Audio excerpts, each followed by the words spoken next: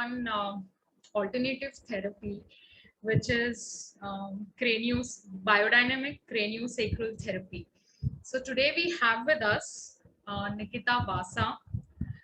Nikita is a certified and registered biodynamic craniosacral therapist. She is an executive member of PACT, which is Pacific Association of Craniosacral Therapists, and she represents Asia there. And also she assists the BCST training with a body intelligence group in India.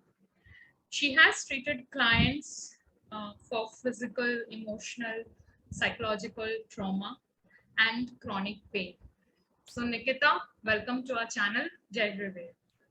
Hey Gurudev, so nice to be here. So Nikita, could you please tell us about yourself? How did you get into art of living? Your journey as a devotee, and how did you get into CST? How did you choose CST as a career option? Okay, that's going to be a bit of a, yeah. Let's see. Okay, so I think it was Jan of 2007 when I did my Yes Plus course. At that time, we had a week-long Yes Plus course, which was amazing. I did it with Kavita Rajesh. She's my teacher. And how I got into it was I was going through a tough time in my relationship. I was in college. So one of my batchmates said, "Why don't you try this?"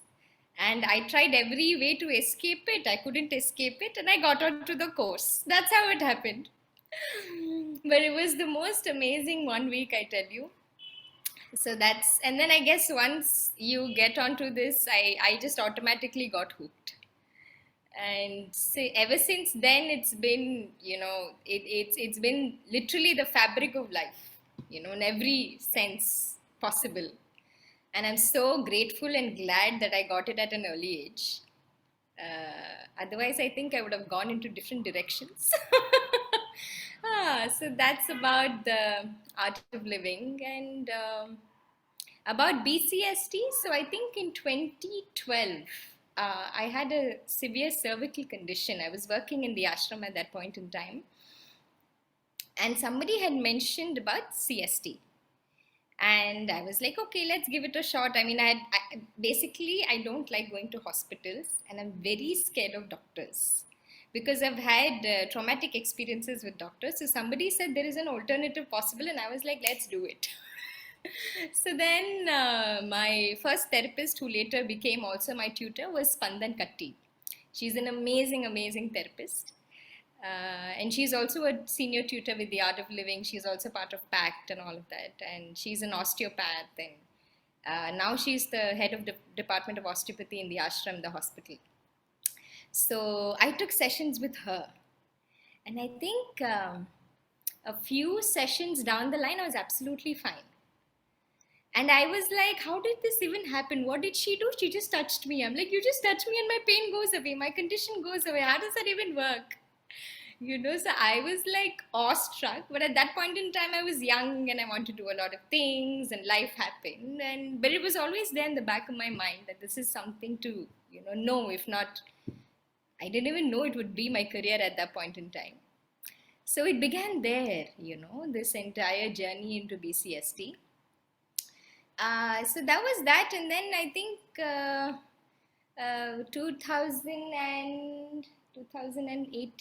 2018, I did my training. I finished my training, my foundation training, and then I went on to do the advanced seminars, which are postgraduates. I did it in trauma, and I did it in something called non-doing, which is very beautiful. And now I assist the trainings in Bangalore and soon in Chennai and Bombay. So I'm very excited. So yeah, I guess it's been the most magnificent journey with BCST all the way through. Thank you for letting us know about your journey. Uh, so coming to BCST, what like to start with, what is exactly health? What is health? Yeah. You have this, somebody I think had asked Gurudev about a question about, I don't remember what. So he basically does this deduction theory. So he asks you, what are you not, what are you not, what are you not? And then you come to the answer of who you are, right? It's very simple with health. So what is not health? Health is not pain, health is not conditions, health is not tightness, constriction, feeling low in energy. Health is uh, not being vibrant, not being present, not being connected, not being embodied. So everything of what I said, the opposite is health. It's the basic aliveness that a person has, which gets trapped or compromised because we have different experiences, and that kind of constricts us at different levels, and that shows as a presenting condition. For different people, it's different. Did I answer your question? Yes, you did. Okay. So, what exactly is BCST, and how does it help in healing? And how did it come into being? Like, how did it start? Who was the founder? So let me start with the history and then we'll get into it. It'll automatically flow, I guess. So there was this American osteopath. So osteopaths work with the bones of the body, right? So this American osteopath in his in the late 1900s or so, he was sitting with the bones of the skull.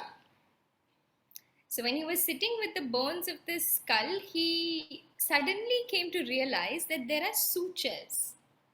Because at that point in time, and even now, contrary to popular belief, the belief was that the bones of the skull is fused.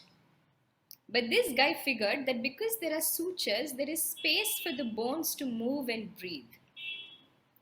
So at that time, he went to his professor all excited. Oh, I found a new discovery and I'm going to, make a huge change. And the professor said, if you want to finish your osteopathy, shut up and sit. Nothing like that is happening.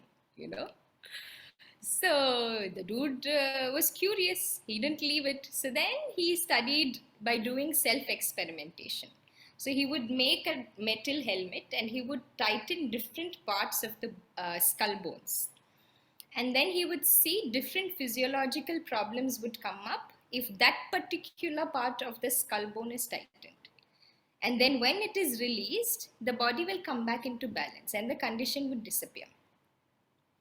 So that is how the biomechanical version of CST came into being. So then he taught all the other osteopaths how to manipulate the bones of the skull to overcome presenting conditions in the body.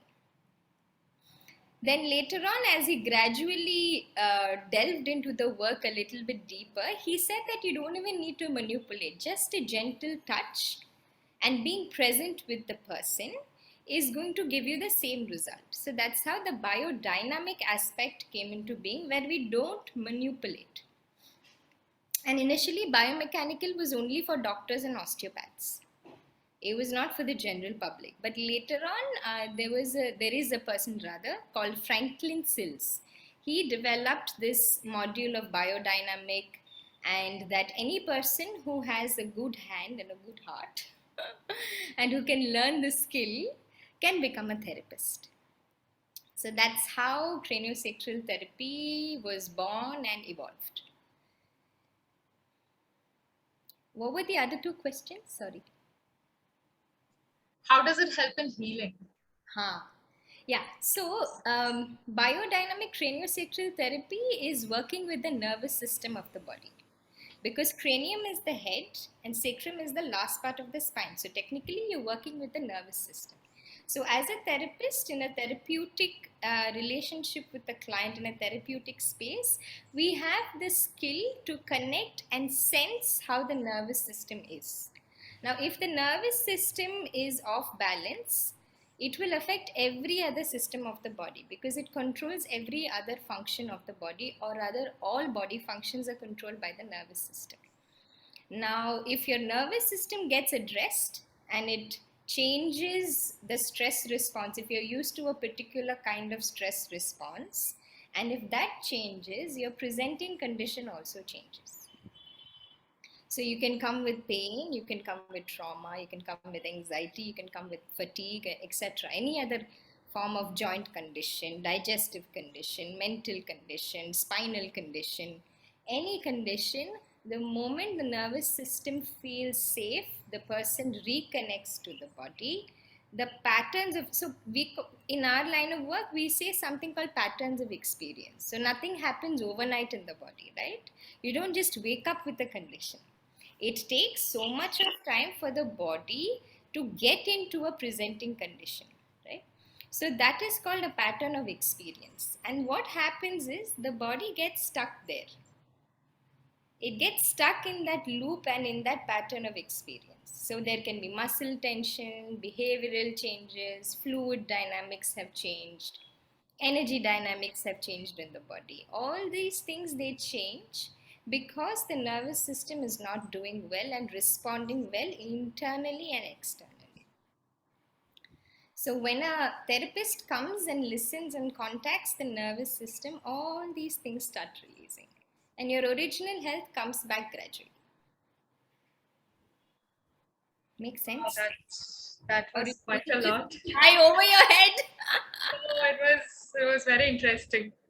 And I feel somewhere it also takes a lot of presence of mind from the person who's giving the therapy. Yeah, I mean, the entire work is to be present with what is, because the client is not present with what is. The client is already stuck in a certain pattern. So the work is for you, as a therapist, for you to be present and to bring them to what is. Yeah. So what is pain, trauma, and anxiety, and what causes them? Oh, big topics.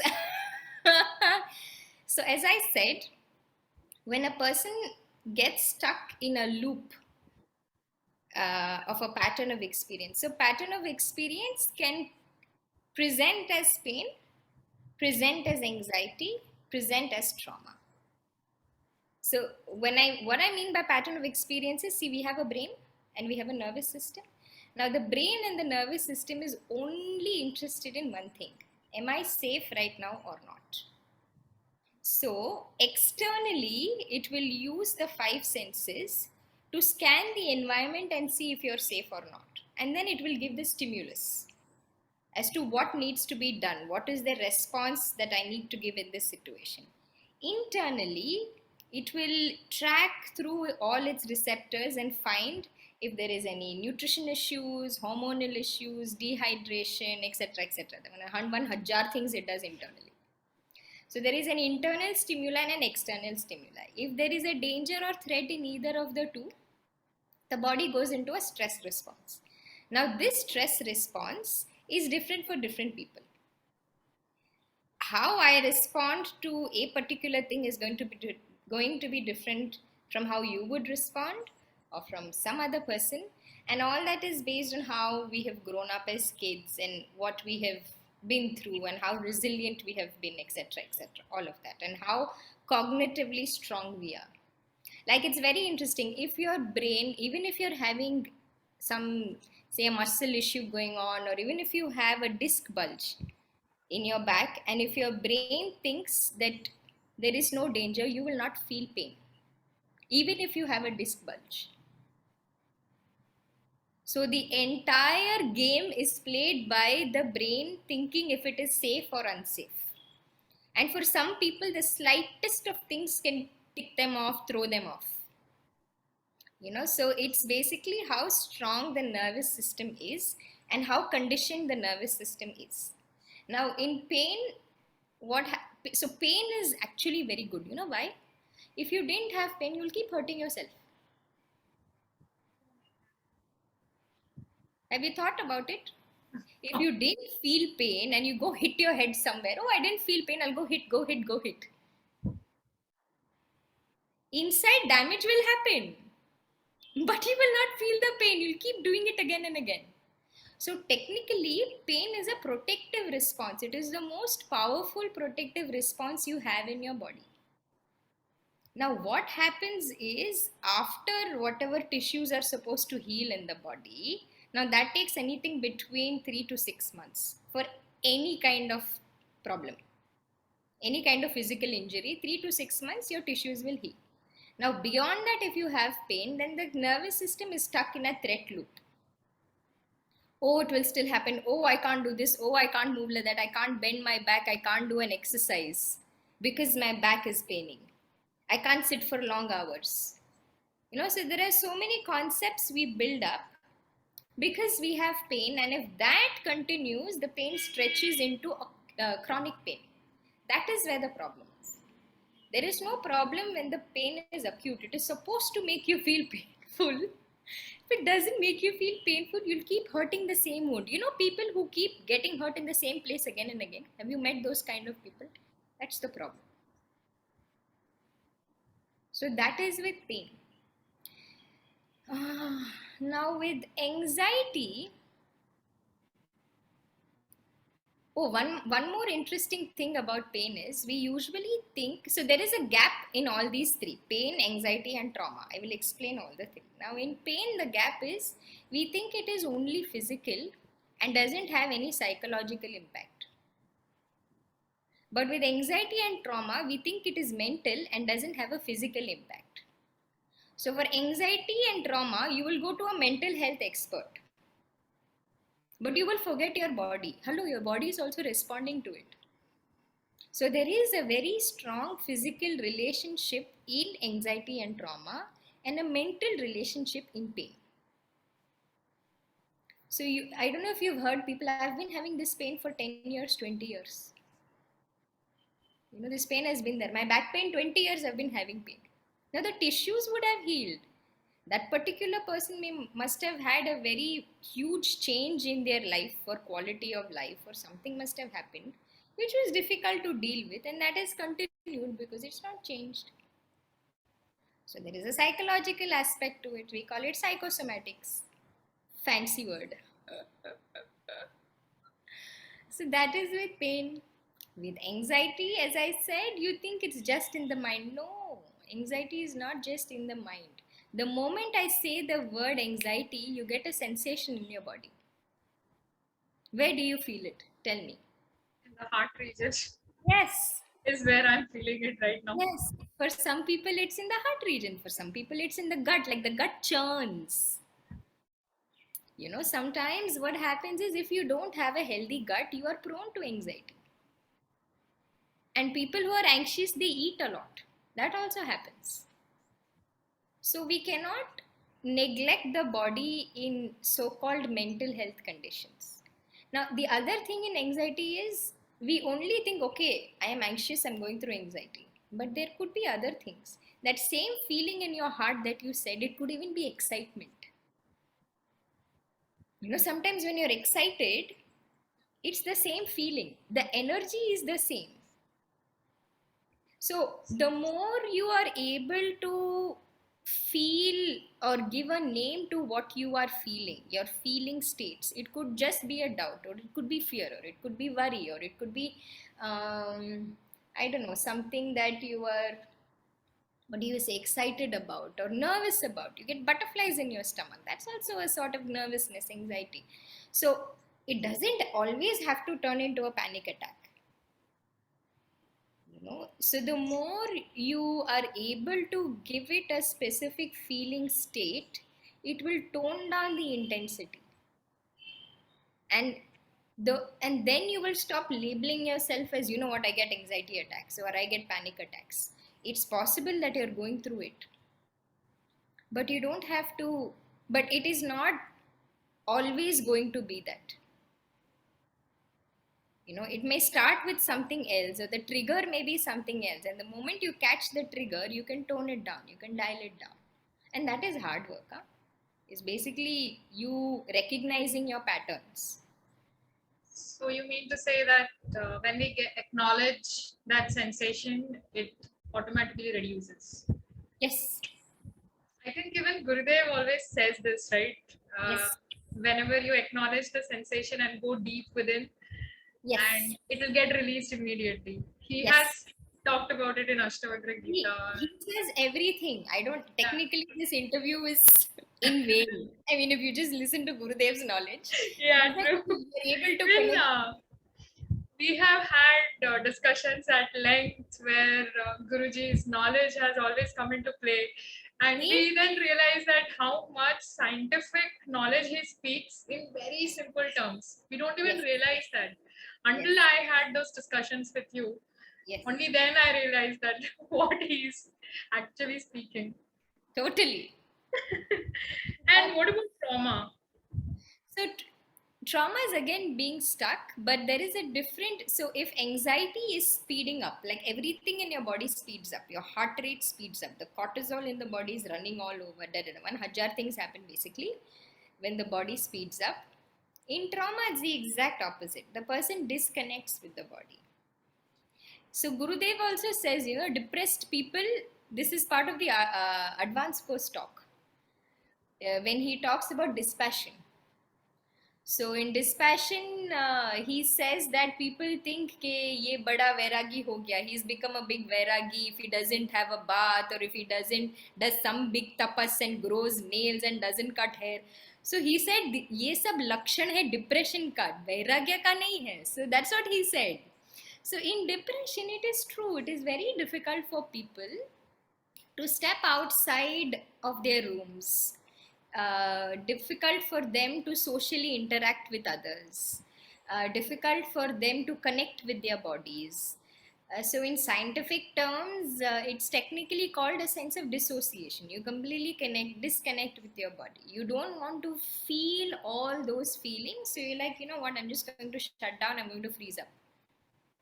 Now, all these states are protective mechanisms. If you didn't have that, you will go cuckoo. So, there is nothing wrong in any of this. The problem is when you get stuck in any of this. Because it is a natural stress response, a protective response.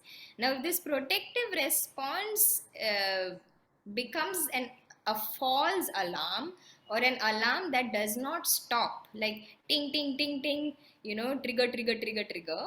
If it goes on like that, even when I'm saying it, you're not able to breathe, you're kind of holding up. So that's what happens. So then your digestion goes off whack, you're not able to sleep, or you're so lethargic, it gets into a state of tamas. So all these things happen in the sense of depression. So it is the opposite spectrum of So, anxiety. There is a sense of contraction, collapsing, a sense of collapse, and a disconnect basically in every sense possible. so basically, can we connect depression, anxiety with rajas and tamas? Is it? Yes.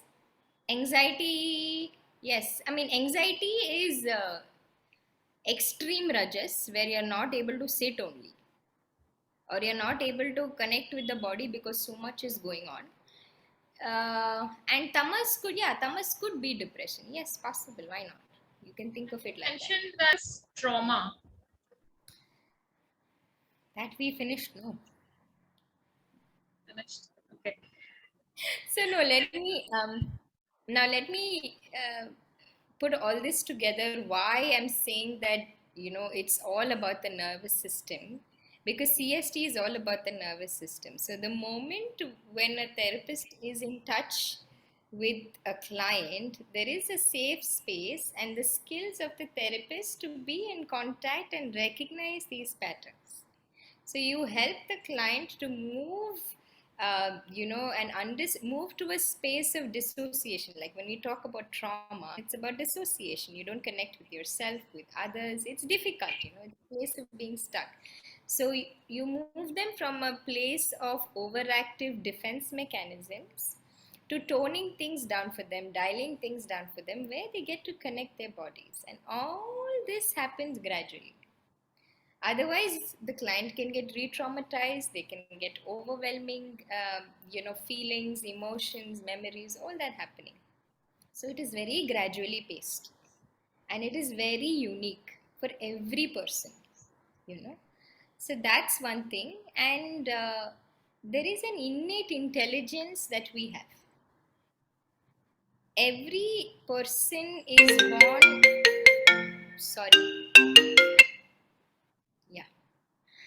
Every person is born with that innate intelligence. And the idea for a craniosacral therapist is to give access for the client back into this innate intelligence. And once you tap into that, then automatically the body knows what it needs to fix itself. In between, Next. you mentioned about patterns, that how the problem happens only when we get stuck in those patterns. Yeah. What exactly, how does one get stuck in those loop, and does Sudarshan Kriya and meditation help the people to come out of it?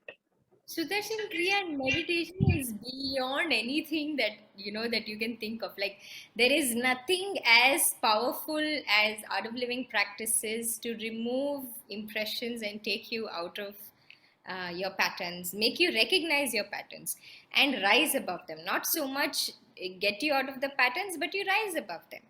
You know, so you recognize, okay, this is my pattern, and then you gain the ability, the health, the vitality, the strength to rise above them.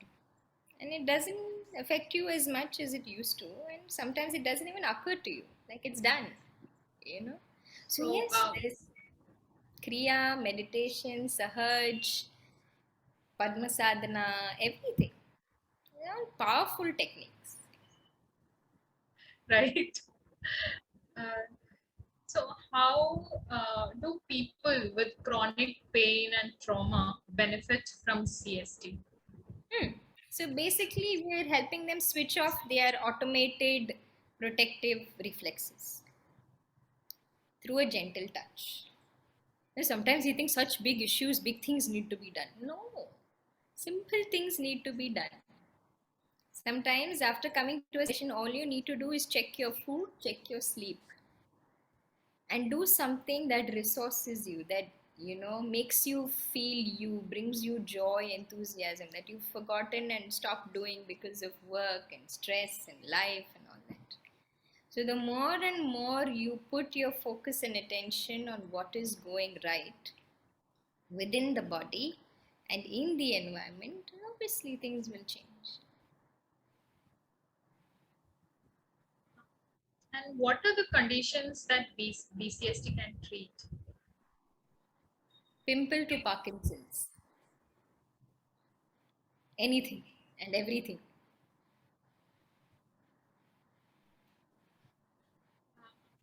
So uh, how does CST transform an individual? For this question, I would like to share my experience. I would like to ask you that question. Yeah, So tell that's me. yeah. I have been having sessions with Nikita for quite some time now. I actually have. Before that, I would like to share a short guru story here. So Yes. I have been through chronic emotional ups and downs in my life for past couple of years, and like you said, I got into patterns, was stuck over there, and that has affected me tremendously. So my physical energy has been constantly down, mentally, emotional levels, everything was out of order.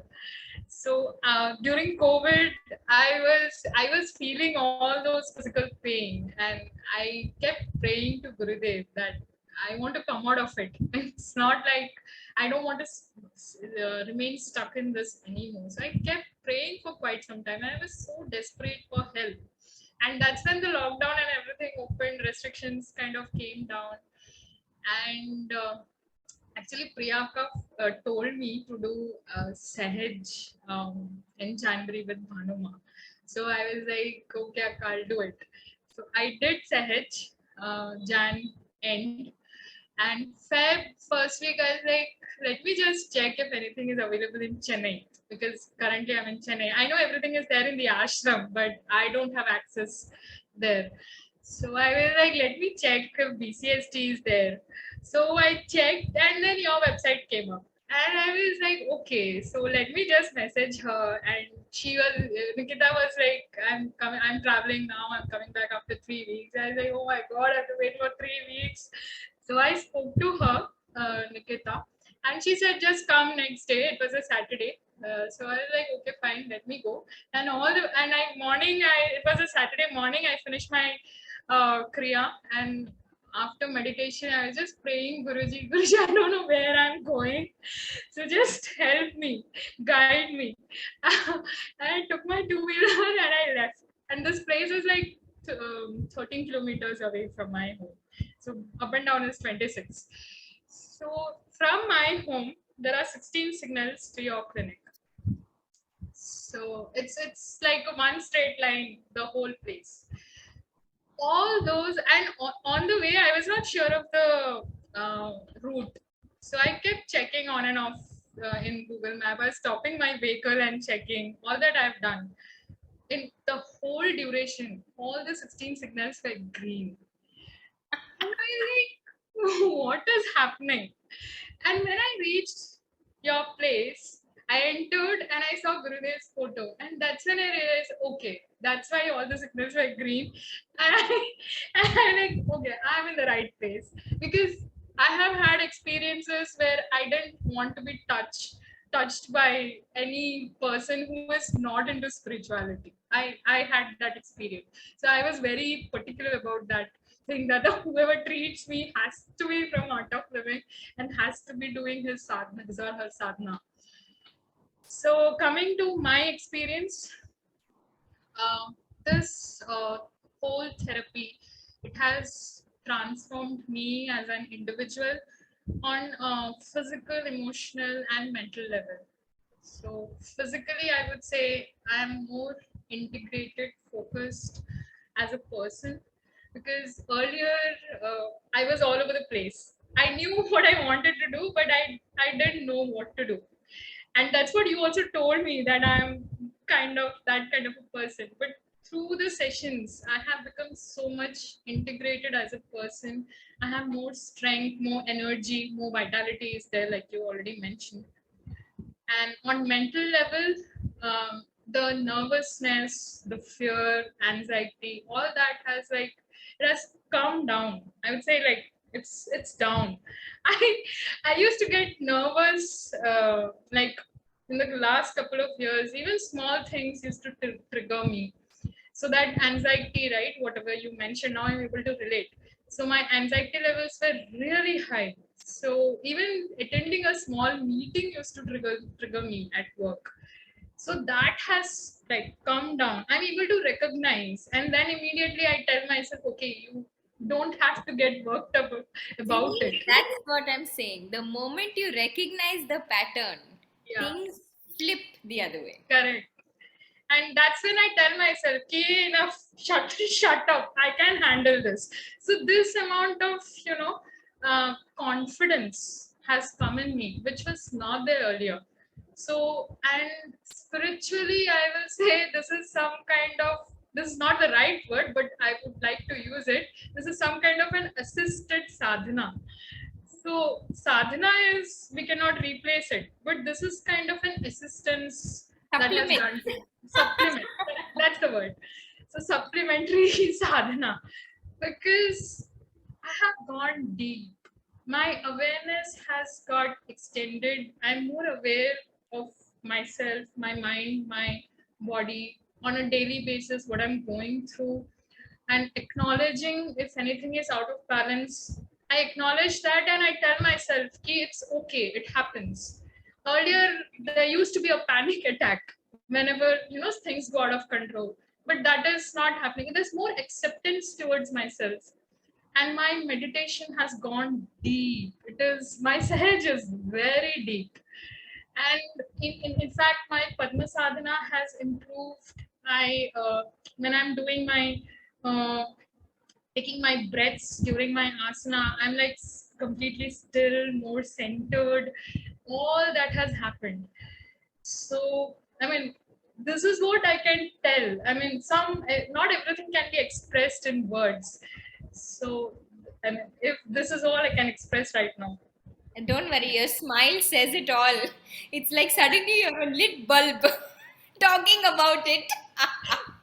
And because we are already also talking about Gurudev, right? So we all light up when we're all devotees, right? We all light up when we talk about him. That's so true. That's so true. And when you were saying the last bit of it, that you were like, it's okay, I can deal with it, there is a sense of safety you have found. Yeah. Okay. And that is within you. And that is very strong and unshakable. The moment you find that security and safety in you to deal with it, you don't need external validation or external anything, Correct. isn't it? You don't need that kind of hand holding or support because you've come to a point where you can hold your own self, you can anchor your own self.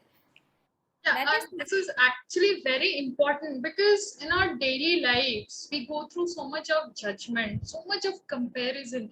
People keep judging you, and for your work, at home, your relationships, everywhere, these kind of things keep happening on a constant basis, and you have to deal with all this all the time. Sometimes sometimes it is okay, we need to go through criticism, and we can take it in a positive aspect as well, but not on a regular basis. But for some reason, our society structure has been defined in such a way that we all go through this all the time. And it is very important that we realize this and become, instead of seeking support from outside, it is important to become a support of our own self. And that's when, we can lift ourselves up, which is very important.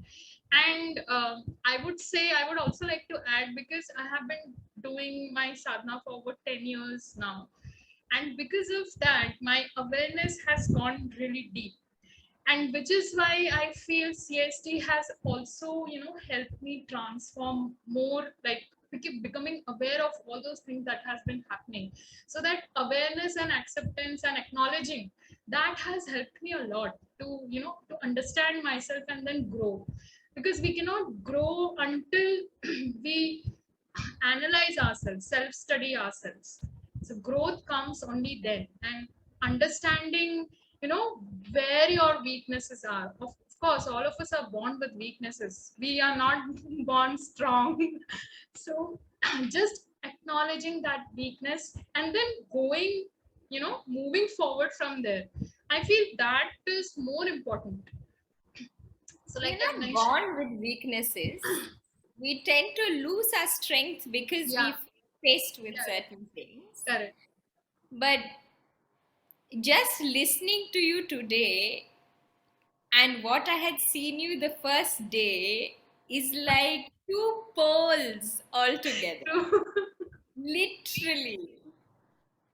And it gives me such joy, in all honesty, to be part of your journey. And the most beautiful thing that I'd like to say is you never gave up. You would have things going on that would churn you, that would put you down, that would not want you to wake up and face the world, but you never gave up. And I appreciate that most than anything else, Thank you so because much. it's very easy and it's natural, it's natural that certain things really push us down. But I have learned that from you, in all honesty, that it's whatever it is, don't give up. I mean, you would say that it's paining like crazy, but I just went through it. And I would be like, wow, like, Yeah, it's a I lot. mean, going in two-wheeler with all the pain has been difficult, Yeah. but somewhere I like my independence. I don't want to wait for cab and, dragging, calling. I don't want to get into that. So, okay, I can do it. So Yeah. I tell myself, let's go, let's enjoy and reach there. So that whole 45 minutes or 1 hour of journey, I enjoy that. So I actually, you are right. No matter what happens, I always see the destination is there in the end. Yeah. And I know Gurudev is there. Yeah. And I just hold on to him, hang on to him, and I know whatever is there, I have to go through no matter what. Yeah. And you just don't give up. That's the most I amazing don't. thing. I mean, that's what brings transformation, right? If you just give up, then where is the tea of transformation? It's not going So, to happen. So yeah, we are all fighters, and then these are just ways to kind of make us realize that we are fighters, and then stay with the health. Always stay with the health. As you said, you see the destination and not what's, the kind of pain or whatever, because you stayed with health. And the whole work of BCST is to stay with health. Yes, there is pain. Yes, there is trauma. Yes, there is anxiety, but you are not pain, trauma, anxiety. You are just going through it. Yeah, so the moment that flips, everything changes. Yeah. And I think I'm an example of it. Anyway. And I would also like to thank you for every before every session we have always had conversation of how my week was. So I really enjoyed those sessions because somewhere it helps the person to understand themselves psychologically, emotionally, getting that acknowledgement from another person who is treating them. So once that acknowledgement comes, it becomes more of a surety. Okay, yeah, there is a more guarantee, then I'm like, when once you get the guarantee, it's okay, yeah, where my direction is correct, you get a vocal approval, so you can then that you're walking on the right path. So I have always got that from you. So on that note, I want to thank you. Thank you. Yeah, it's been equally amazing to have the conversations with you, and your excitement in anatomy is exciting for me. Like, I remember opening my anatomy atlas and telling you, this blood, this happened in your body, and the blood went like this, and the nerves did this, and the muscles are here, and you would be like, oh my God, like this little child, like so excited. uh, Oh, I I think I'm I remember asking you that book, the anatomy book. In that, actually, good that you mentioned. How about, could you just talk about the nervous system, which you refer to as Shiva and Shakti?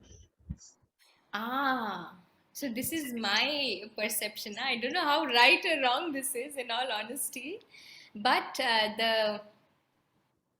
there is, so the health that which we are born with is always non-changing, and it is always present. It might get complicated. It might get, sorry, not complicated. It might get compromised. It might get trapped into patterns. It might get yeah, as I said, stuck, but it is the substratum of our being. There is a constant sense of health, which is why we are alive. Till we are alive, it is the constant in our lives, and normally that is what is called Shiva, the ever present, the stillness is Shiva. And everything else that's happening in the body is the Shakti, the whole dynamic nature. Like Gurudev says, no, it's like we have we, like a body is another organism by itself, and there is just so much communication happening. When this communication goes through a breakdown because of our entrapment and patterns and low energy and low resources, that's when it is pain, trauma, anxiety, conditions, etc., etc.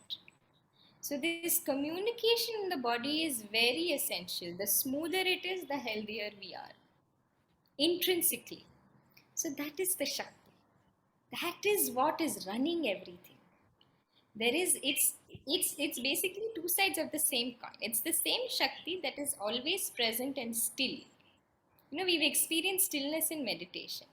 We also experience stillness in BCST. It's pretty much the same. Everything just goes absolutely still, and that stillness is the way the body resources into change, into reorganization, into changing of patterns, deep set traumas. All of that starts opening up, coming back to the surface, so that it can be addressed to release.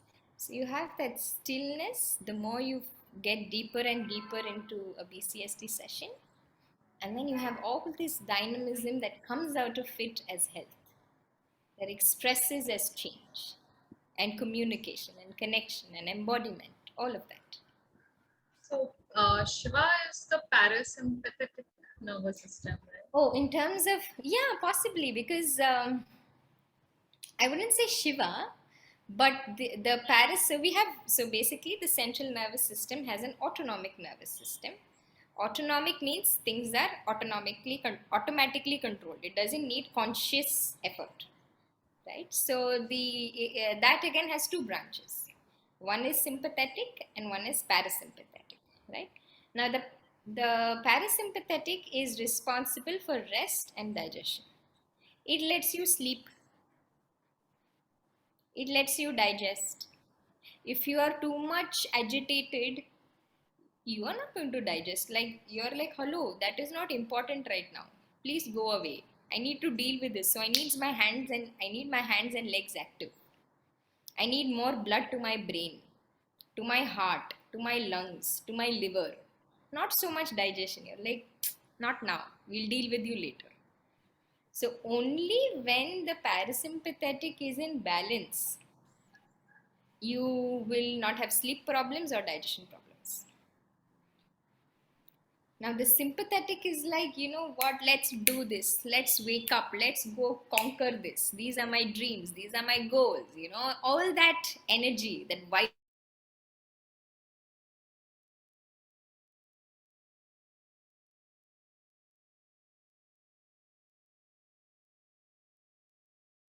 that's spiraling.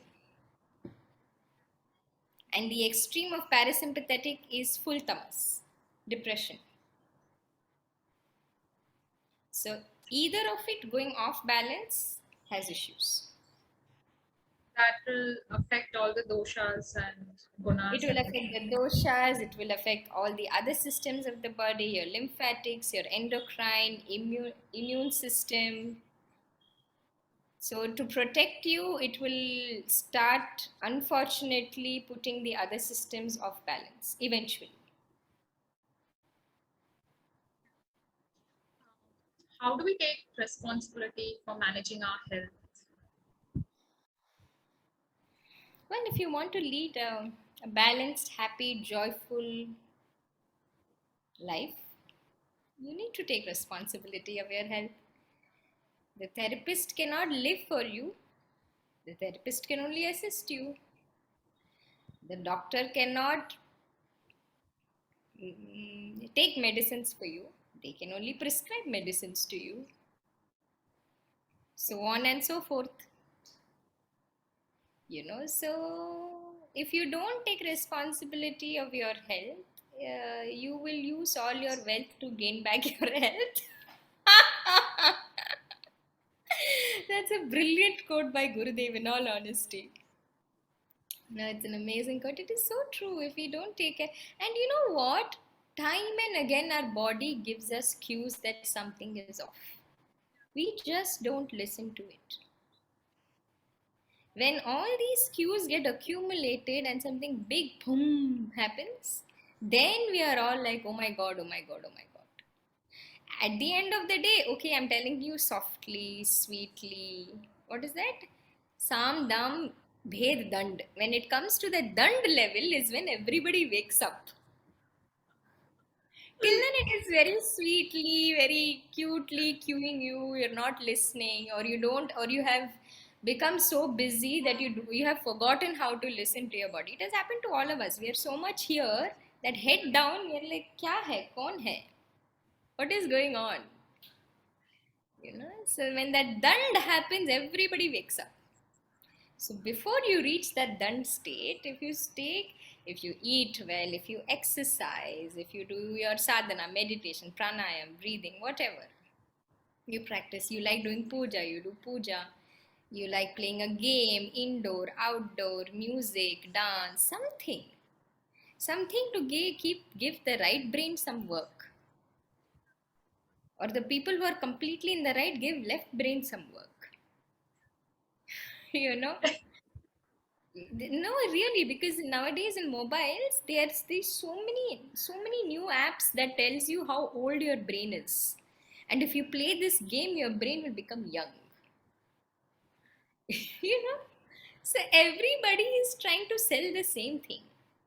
The moment you start taking responsibility of your health, sorry, the moment you start taking responsibility of your health, when you start listening to the cues, when you have a decent routine, then yeah, you take care of your health.